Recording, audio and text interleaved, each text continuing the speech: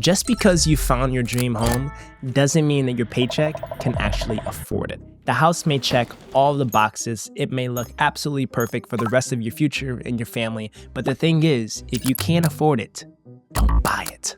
But don't feel discouraged. If you're on the journey to buy a house, this video is going to help you unpack exactly what is the house that you can afford based on the income that you have today. So let's put our money to work and figure out what kind of crib we can buy ourselves. Let's dive in. What's up, guys? This is your boy Kenny Finance. Welcome to the channel where we chat about all things smart money moves. But recently, I feel like I've been giving you a lot of housing content and I feel like a real estate broker. But no, I'm not a real estate broker. I am just a finance guy that loves to share financial wisdom and personal finance advice. And I think one of the best pieces of advice that I can give you guys is figuring out how to actually afford to buy your dream house. So in this video, we are going to unpack why now is a great time to buy real estate. And hint, hint, interest rates are dropping like flies, so this is a good time to buy. Number two, we're gonna talk about what is the house that you can afford based on your income, and I have a secret rule for that, so stay tuned for that. And then lastly, we are going to touch on 3 ways to save on buying the home that you want. So without further ado, let's dive right into this video so we can get you guys those keys to your dream home. All right, so why buy real estate now? I think the main headline reason is that if you look at interest rates are falling like crazy. I read a report that came out that said interest rates have fallen for the 8th straight week as of September 2024. And what that means is we are approaching more normalized lower interest rates because over the last few years, we are in a ridiculous interest rate environment where interest rates were 7, 8, 9% annually for a house. Absolutely crazy. That's why everybody was renting. But now interest rates are falling towards 6.5%, 6%, and maybe in a handful of months, because Fed wants to cut rates even more, we might see interest rates hit around 5.5%, maybe even lower.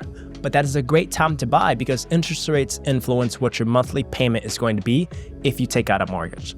The lower the interest rates, the lower your monthly payments are going to be on your home. And if you lock in lower rates, you're typically signing a 30-year mortgage, so that allows you to have lower monthly payments for 30 years. And it protects you in the event that we have higher interest rates that are above 6.5%, 7% in the future. So this could be a really good opportunity to dive into the market with lower interest rates. Now, I'm not saying we're gonna go back to like super lows during COVID of 2.5%. I wouldn't wait on the sidelines for that, but I would say getting around 4% is pretty attractive historically to buy homes at attractive mortgage rates. But keep in mind, with interest rates where they are now, trending to fall, you can pretty much assume that houses on the market today are going to be more competitive because folks like me and you that have been waiting to buy a house, but interest rates were too high, folks have been on the sidelines eager to jump in because they have cash to purchase homes at lower interest rates. So I recommend to be as competitive as you can when exploring houses, act fast, act really, really quickly, and be as creative as possible when it comes to identifying houses, maybe go door to door and try to find proprietary properties. Do whatever you can to avoid as much of the intense competition because typically when rates fall, home prices increase as well because of the amount of people that jump into the mix to buy a house. Now diving into how much of a house can you actually afford? Well, let's just set the tone. Home prices are ridiculous right now. I think right now, the average home price in America is above $400,000. Now that's a lot of money. But the thing is, buying a home is like a really big move for a lot of people. That is typically folks take some of their 401k or retirement accounts to purchase a home, or all of the equity investments that they've made, they let that grow. And if they have their retirement taken care of, they use a piece of that equity gains to buy a home. A home is what makes kind of like stability in life long-term. And I know it's a really important purchase. So don't view that $400,000 as, ooh, I never want to buy this. You're investing in the memories and you're investing in the long-term impact of having a home.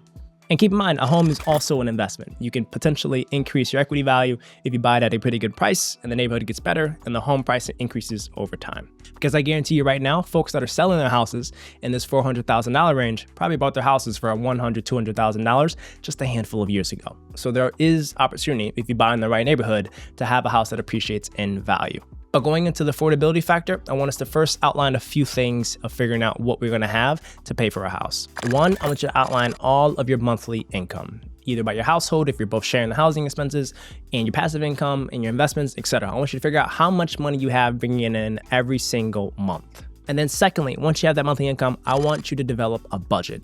And for a budget, I want you to have the 50-30-20 rule or whatever the rule you want to use. My favorite is 50-30-20 rule. And I want you to budget out that monthly income so you can figure out how much you can spend on your needs, your wants, and your saving and investing. Because all because you want to buy a house doesn't mean you need to put the rest of your financial life on pause.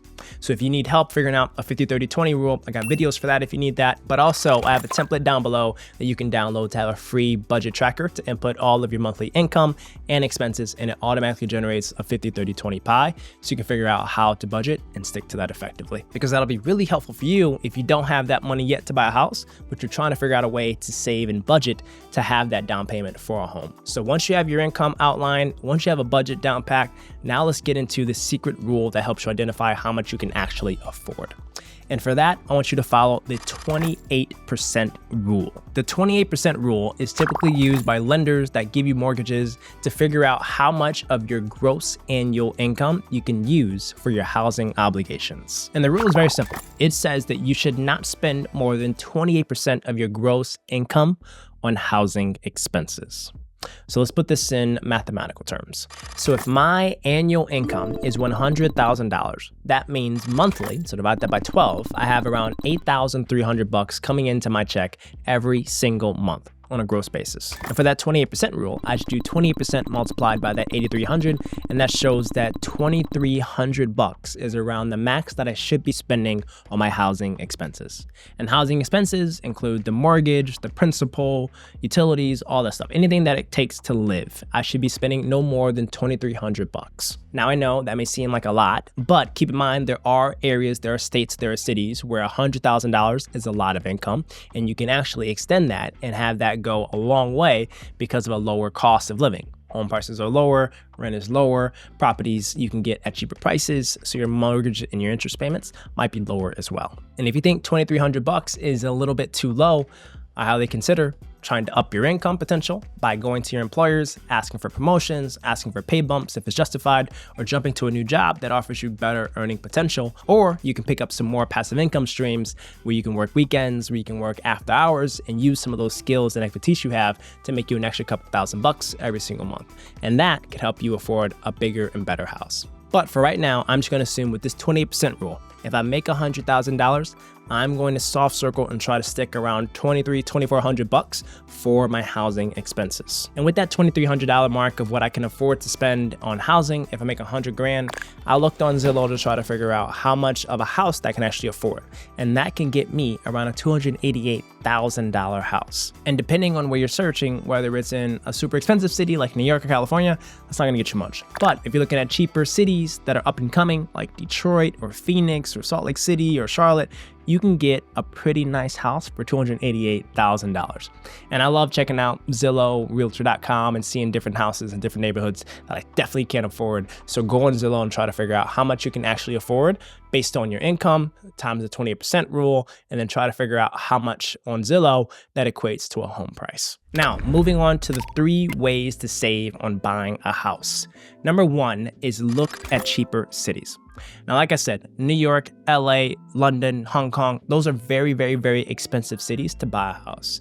But if your job allows for it and that you're open to it, try to look at up and coming cities that are safe, that are convenient, that have strong economic growth, really good jobs, and cheaper costs of living. And my number 1 is Charlotte, North Carolina. It's a vibrant community, booming tech, booming financial services sector, lots of jobs, and housing prices are a lot lower than a national average. Housing prices are around $388,000, and that's a lot cheaper versus some of the other big cities. But it's also a booming up-and-coming city that has a lot of potential. And there are a bunch of other ones like Phoenix, Arizona, Detroit, Michigan, Salt Lake City, Utah, all those. So consider those cities that are up-and-coming, that aren't the super big major coastal cities, and hopefully try to find ways to get a cheaper home for your starting project. Some of them have potential and also have lower starting points for buying a house. Number 2, I want you to consider a duplex. Now, a duplex is 2 for 1. So when you buy a home, you typically get 2 units that are attached to each other. And what you can do is you can rent out that second unit and generate monthly income to help offset that monthly mortgage payment. So if you buy a house for $288,000, it just happens to be a duplex, and you have to spend around $2,300 on your mortgage payments, you can potentially rent out that second unit for like $1,000 or $1,500. You can offset a lot of that monthly payment just by having someone else live in the unit right next door. And the good thing also is you're having monthly income, and then also you can sell your property down the road and have appreciation of your equity value. So consider having a duplex if you don't mind having a building mate and generating some extra income over time. And then lastly, number 3, buying an older home. Now, when you're searching on these sites for buying a house, of course, you're going to be bombarded by all the flashy sponsored listings that are new developments, high rises, or super fancy new builds. But look, majority of the houses that exist today are 30, 40, 50, 60 years old. Old houses that need a little bit of tender love and care. Or TLC. I think I said that right. So if you are open to it and open to getting your hands dirty and having a little bit of a project for this real estate process, is try to find something that needs a little bit more TLC and find an older home that you can upgrade over time. And the good thing about that is older homes have a significantly less purchase price versus some of the new homes.